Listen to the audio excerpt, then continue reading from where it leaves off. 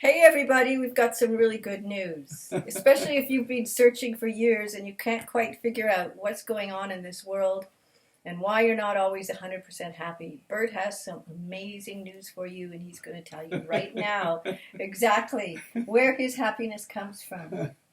Yeah. Go ahead, Bob. Well, one of the things that I found most interesting about Course in Miracles is all about how it all began. We often think of something beginning as something with a start. Well, here's the most wonderful thing of all, which will lead to it, is that nothing ever starts. According to the Course, there is no time. And because there is no time, there is no beginning. And if there's no beginning, well then, we can go from there. Now, in the very beginning, we were there presently. Some people think that we were born about, when consciousness came into being at the... Where were we? Were we in heaven? We were in a state heaven. of heaven. We heaven. were one with God, in other words. We were pure being, pure awareness.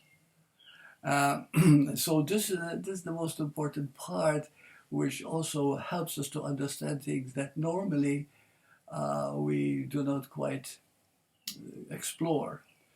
This thing about timelessness. We often think that it all started and then we were born in consciousness. Well, that's not exactly how it happened. First of all, we were never born. We always were one with God, in pure awareness. This pure awareness lived in no time and place, but lived in a kingdom that was full of joy, happiness, unconditional love, our true home. And when it's talked about our true home, it gets very exciting, because I had an out-of-body experience. As a matter of fact, I had a near-death experience, and there have been thousands and thousands, maybe millions, of near-death studies that have shown that people have experienced their true home. And when they were back to Earth, they weren't too happy about it. And they had more to learn, I guess, on Earth. So this is the whole point. This home we have, this heaven, which is our natural state of pure being and awareness, that's something that people experience when they have near-death experiences? Yes. Yeah, this is the beautiful thing, yeah.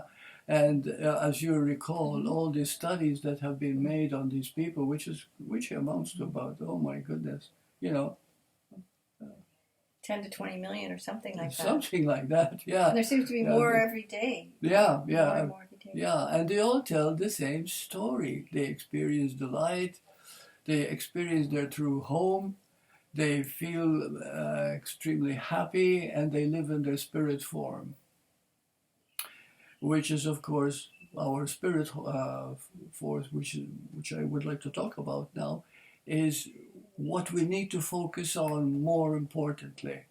You see, most of our psychology is based on the fact that consciousness is the big change, is the big do in our understanding. But it is not so. As a matter of fact, in the very beginning, which of course had no beginning. Oh, quote this one on by Artem.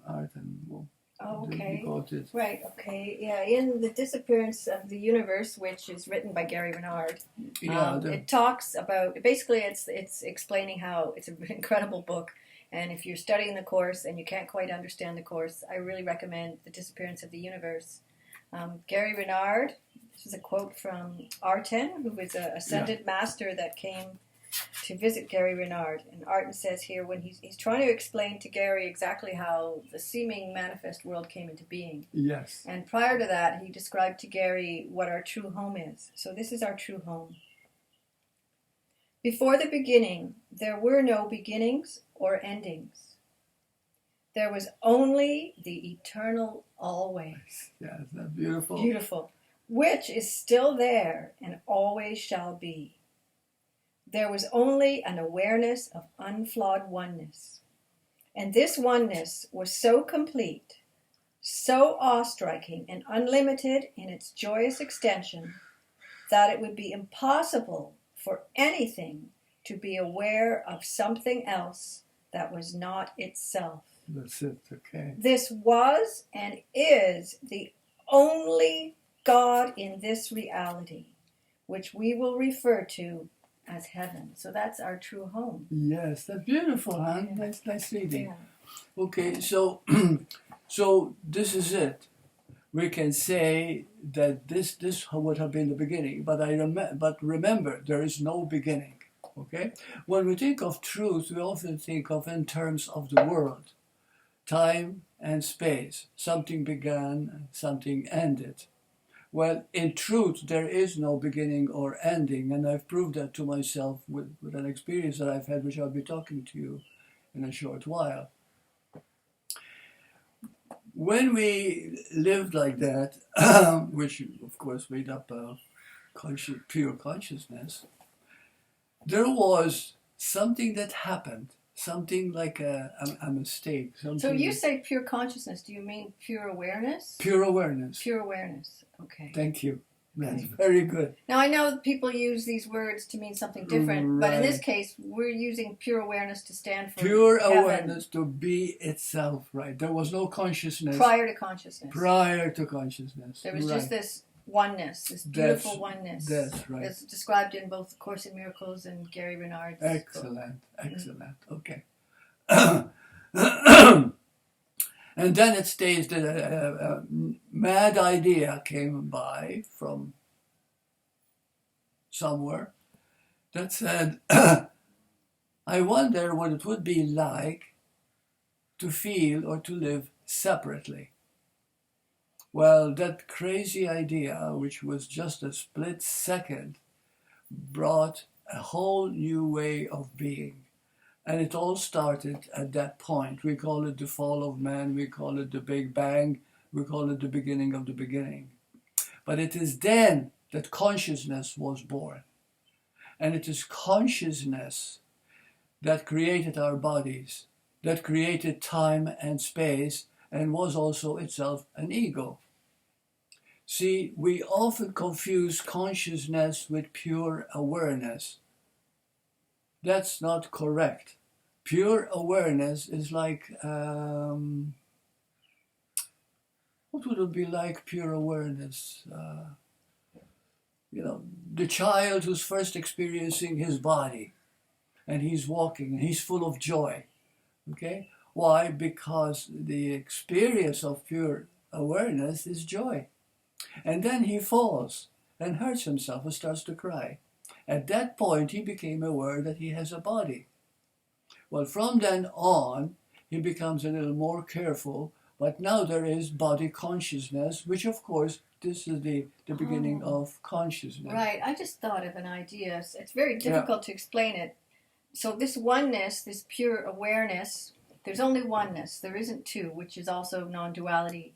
So basically, the idea of self-consciousness, it's really self-consciousness. That's the difference. There's the idea of two. I'm conscious of me in contrast to something else. So consciousness, when it came into being, there was consciousness in the mind. I mean, the Course says, let me just quickly read this about consciousness. It says, consciousness, the level of perception, was the first split introduced into the mind after the separation, making the mind a perceiver rather than a creator. Consciousness is correctly identified as the domain of the ego. So this consciousness, at that moment, there was no material universe. There was simply a thought. Suddenly there was a thought, and there was a sudden sense of self-consciousness, I'm separate. That's the first set of... And that's the beginning... is the beginning of hell. And the beginning of the ego. Of the ego. Right. And then what happens? Suffering.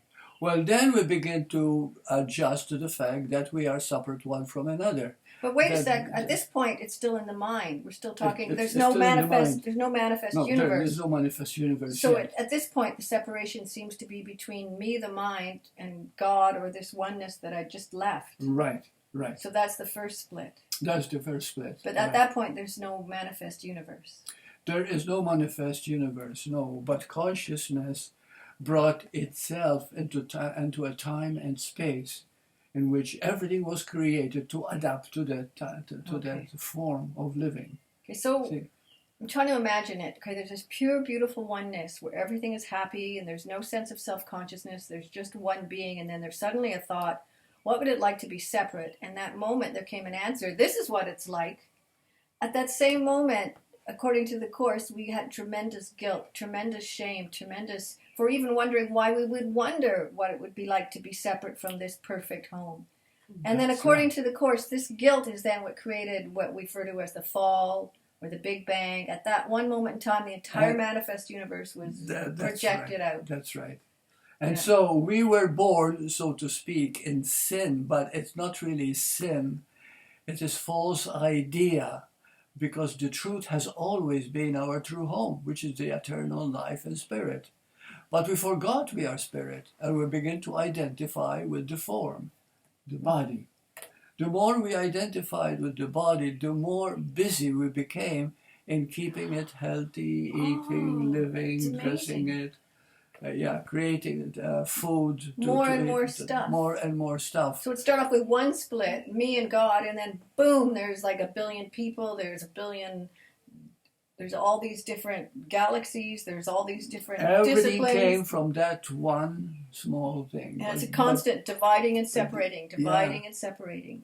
It's incredible. The wonderful thing is, though, that while it seemed to have happened because of time, yet, in truth, time did not exist.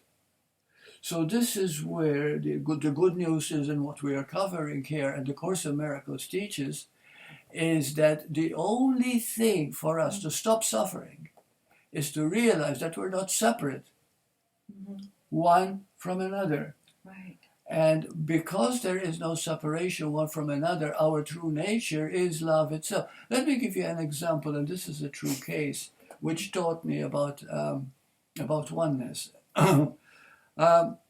One time I was married to Sylvia. You probably know this. I wasn't there then. Yeah, you weren't there. Yeah. You were one with another back then. Just kidding. A lovely, lovely woman. And anyway, we were in a restaurant. We had a good time. We went home. I'll just try to make it brief. And the moment we got home, for no apparent reason, and I'm in perfect health, this was 2007, so I was still a very young man, you know. How old was I? My 70s, right? Yeah. You've given your age already, honey. Well, I'm 88. He's 39. He's 30. I'm 29. And anyway. Okay, let's hear all the good stuff. I'm excited about this juicy information you've got. Yeah. Okay. And you made me forget from. Oh yeah. And then I was home and I developed a fever. And for no apparent reason, because I was in very good shape.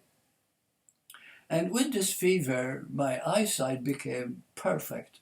I could see things almost third dimensional. I could see through things, you know. Could you see 360, or just you could just see better? No, I always could see. Like transparency through things? Well, there was a book, let's say 20 feet away from me, with very small print in the title. Okay, I would see it very clearly. And normally you couldn't read Oh, no, normally couldn't. There's another thing, too, that I've been suffering from bad eyesight since I was 13. Now I'm blind. This very moment, I'm completely blind.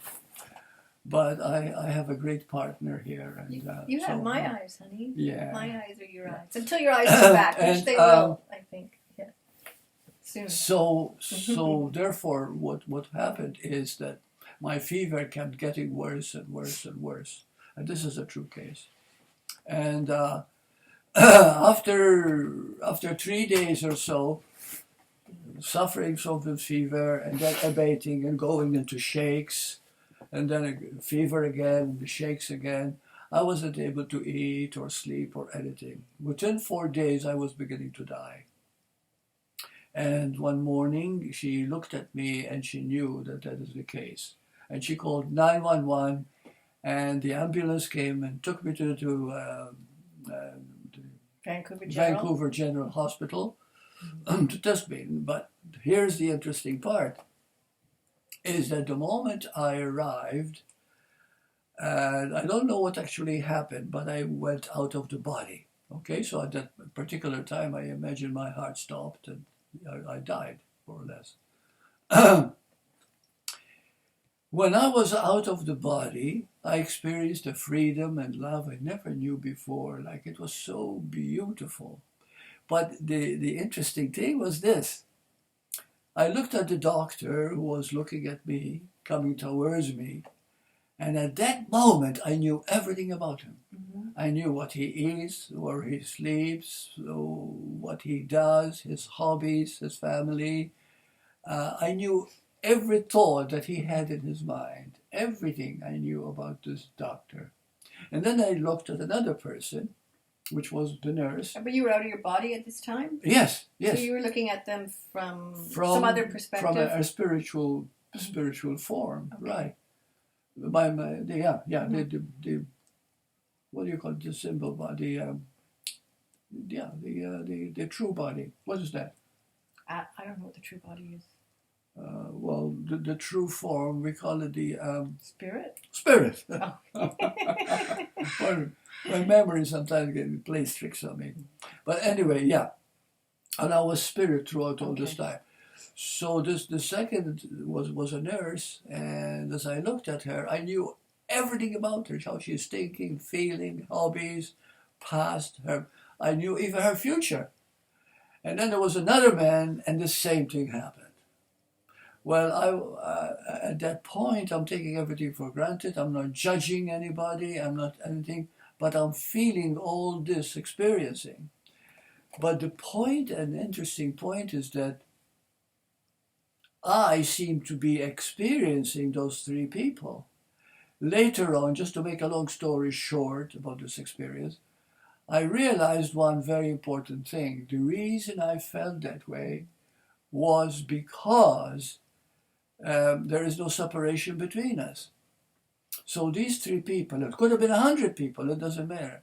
They were all a part of me. I was a part of them. So in reality, we're all one.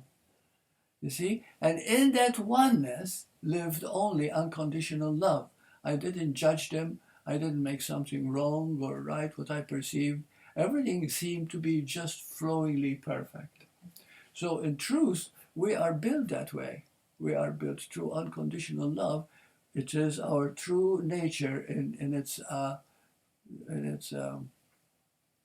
natural state, which is heaven, pure awareness. Yeah, it's the spiritual self, right? Mm-hmm. That's what I said, right? In the beginning. Okay. So this is the case where I understood that if I hate somebody, that hate lives in me.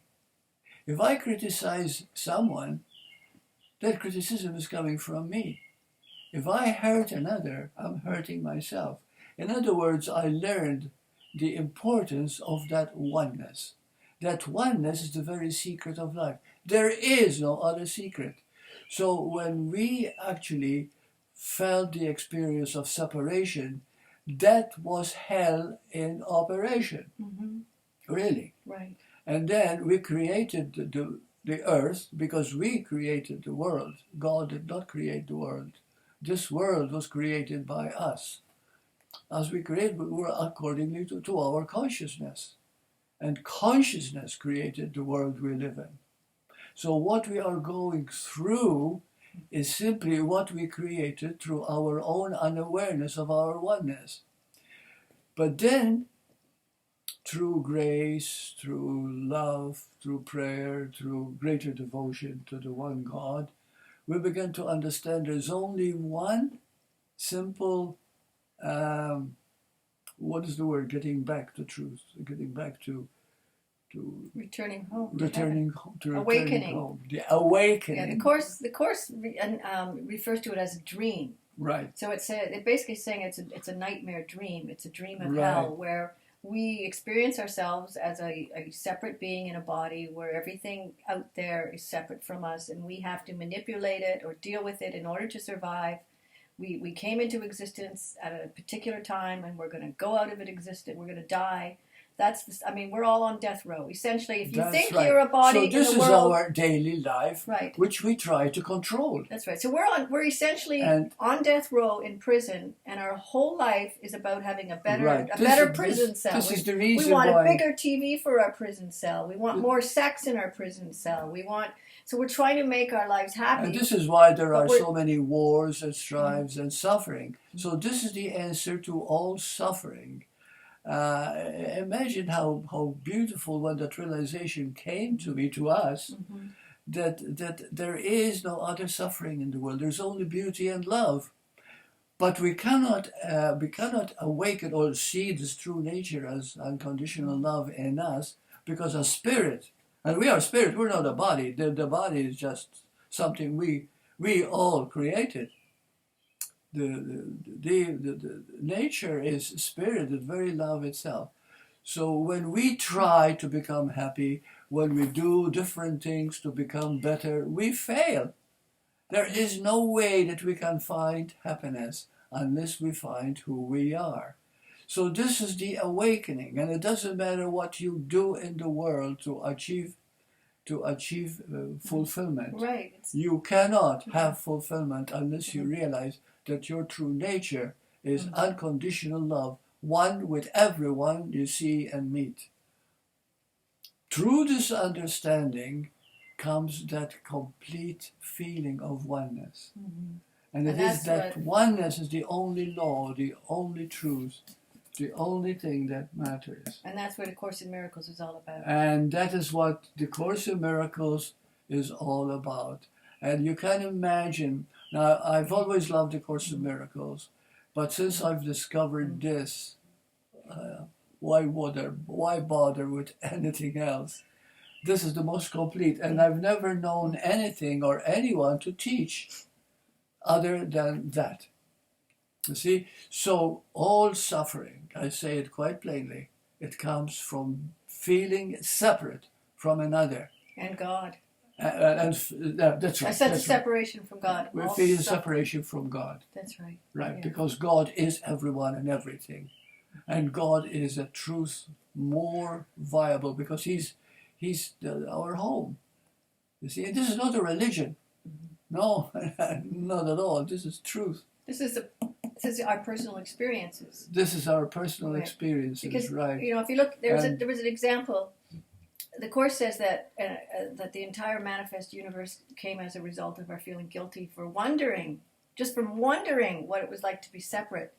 And so our seeming experience here, even though we might say, oh, I don't feel guilty, our experience here in bodies is always of guilt. It may not be ours, but if we look at the news is basically 300 articles on why somebody else out there is guilty. Right. And we need that. We want that. So the whole universe is a projection of our guilt. So he's guilty, or this person's guilty, but deeply inside us, we're the ones who feel guilty. That's right. Because we think we've destroyed this perfect, wonderful oneness. Because everything is happening out there is happening in here. Yeah. Everything is one. It's already one, but we don't know it. Right. And so we need to wake up to it. So when we say somebody is awakened, because nowadays you hear it many times, oh, that man is awakened, that man is spiritually awakened. But they're not awakened until they understand oneness. And oneness means that we're all part of each other, completely one another. And now, one of the things that I became very interested in, because I had another NDE experience when I was younger, I became fascinated to know more about my true nature as spiritual. Now, I'm not this body, I'm a spirit. And through that understanding came, was going to try to stay here, came everything that I need to fulfill myself, because I cannot do it through the world. I can only do it through that understanding of my completion, my allness. What was I trying to say here a moment ago? We're talking forgiveness? Yeah. But see, that's why I mentioned guilt at that point. That's it. Thank you. If we didn't understand that we felt guilty, forgiveness wouldn't make sense. That's right. So the only way back to healing, way back to that oneness, is through forgiveness. You don't need to do anything else. Forgiveness is enough. And this means that you see that what you're doing now, the separation that you're creating, which is causing all the suffering, that is also not your fault. It is your own unawareness of who you are at the moment. But because in truth, you're still that love, you're still that you beautiful, beautiful being. But by forgiving it, both in myself and the other, whatever they did or whatever I did, it doesn't matter. You forgive it. Forgiving means seeing that there's nothing to forgive, really, because nothing actually happened. It's all one anyway, you see? Well, the moment you begin to see that and feel good, the feeling of guilt, of shame, of inner striving falls away, and you begin to find a peace you never knew existed. You cannot get that peace anywhere else except through the forgiveness of the separation that you feel. Now you might say, but I feel separate all the time from other people. Yes, but that is a lie we are telling ourselves. There is no separation. In truth, and here's the thing, separation never happens. That's the good news, right? That's the good news. Because separation seemed to have happened when we were plunged in consciousness and in time. Right. But since the truth is timeless, since we live in timelessness, the body lives in time. Yes, because the body is conscious. But seemingly, right? Seemingly, yes. It's a trick, but in right? truth, we are a spiritual being. We were never born and will never die. And that's a fact. That's a fact. Study all the NDEs. And there have been about 10 million of them. And they all say the same. They experienced light. They experienced a love they never knew existed. They felt God as light. And what else was the pure love, the love beyond anything. Pure love beyond anything. Thing that they'd ever experienced. Too. Right, right. And in that state, you are at your utmost glorious self. So what we have to look forward to is a wonderful, wonderful thing. And that is, first of all, there is no death. Okay? Death is just like going from one door to the other.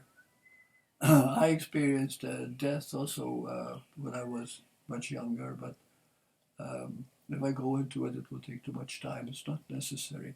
But what I'm telling you is that I've experienced it.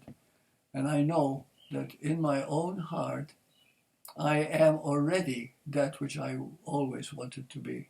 And this particular experience that we both had from separation, and separation never happened, that is all that is necessary for you to begin to live the awakened life. So that's the crux of the Course.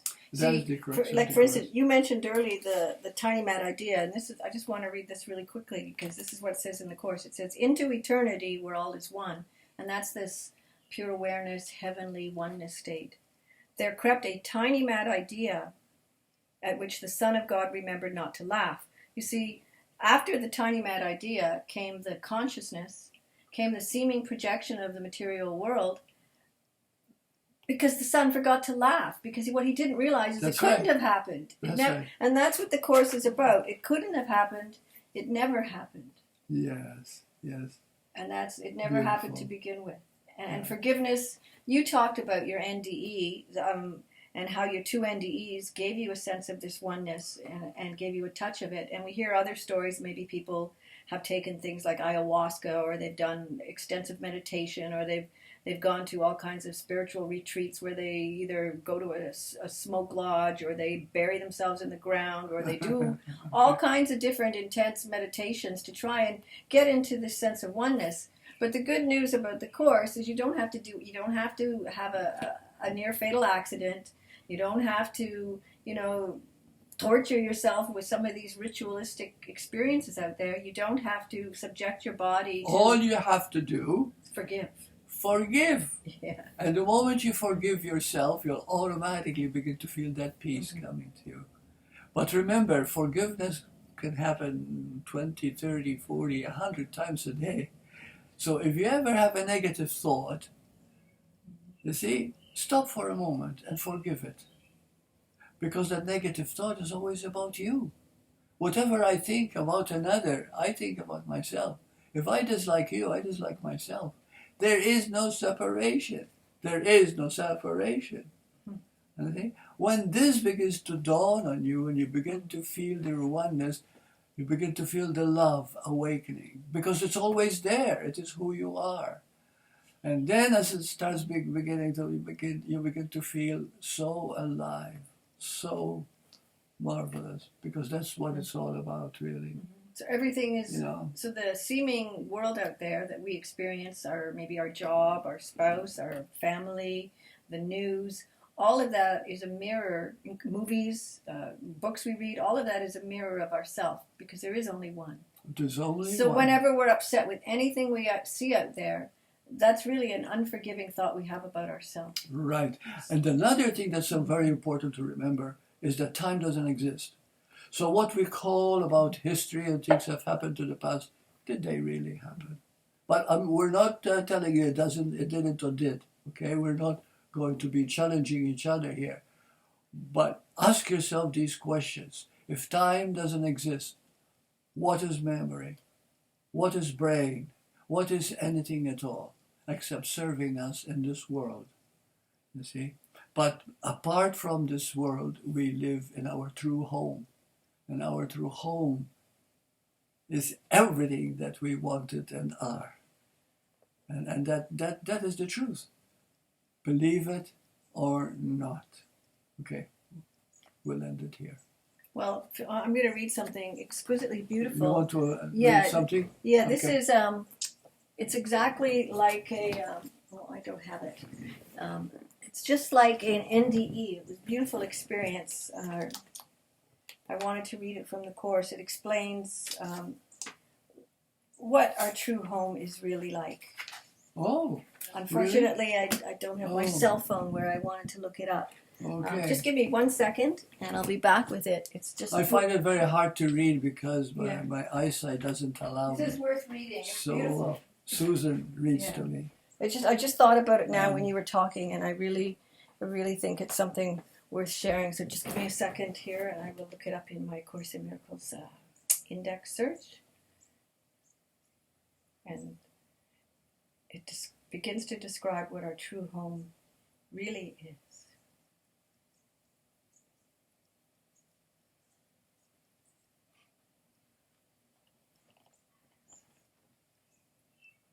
Just bear with us for a moment. I know if she's saying it's important, it is important. I wouldn't call it important, but it's just stunningly beautiful. Yeah, well, it's important then. Okay, here we go. Beyond the body, beyond the sun and stars, past everything you see, and yet somehow familiar, is an arc of golden light that stretches as you look into a great and shining circle. And all the circle fills with light before your eyes. The edges of the circle disappear, and what is in it is no longer contained at all. The light expands and covers everything, extending to infinity, forever shining, and with no break or limit anywhere. Within it is everything joined in perfect continuity. Nor is it possible to imagine that anything could be outside, for there is nowhere that the light is not. Oh. Wow. Isn't that beautiful? Yeah.